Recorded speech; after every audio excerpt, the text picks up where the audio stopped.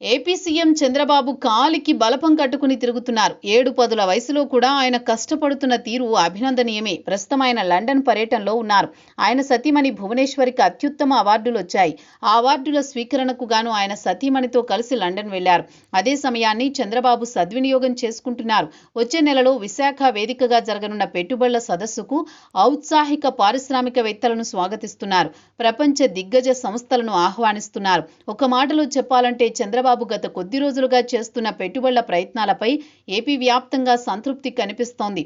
ప్రస్తుతం లండన్ పర్యటన కూడా ప్రతిష్టాత్మకంగా మారింది. ఏపీలో కూటమి అధికారంలోకి వచ్చి 17 నెలలవుతోంది. 4వసారి ఈ రాష్ట్రానికి ముఖ్యమంత్రిగా చంద్రబాబు బాధ్యతలు స్వీకరించారు. అది మొదలు ఆయన రాష్ట్రానికి ఏదో చేయాలన్న తలంపుతోనే ఉన్నారు. అందుకు తగ్గట్టుగా ప్రయత్నాలు చేస్తూనే ఉన్నారు.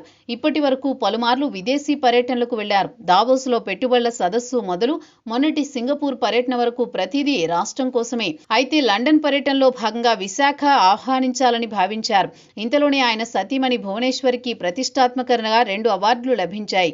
ఒకవైపు వ్యక్తిగత పర్యటన సాగిస్తూనే రాష్ట్రానికి పెట్టుబడుల అన్వేషణ కోసం చంద్రబాబు లండన్లో బిజీగా ఉన్నారు. విశాఖలో ఈ నెల 14 నుంచి 3 రోజుల పాటు పెట్టుబడుల సదస్సు జరగనుంది. దాదాపు 10 లక్షల కోట్ల పెట్టుబడులు వస్తాయని అంచనా.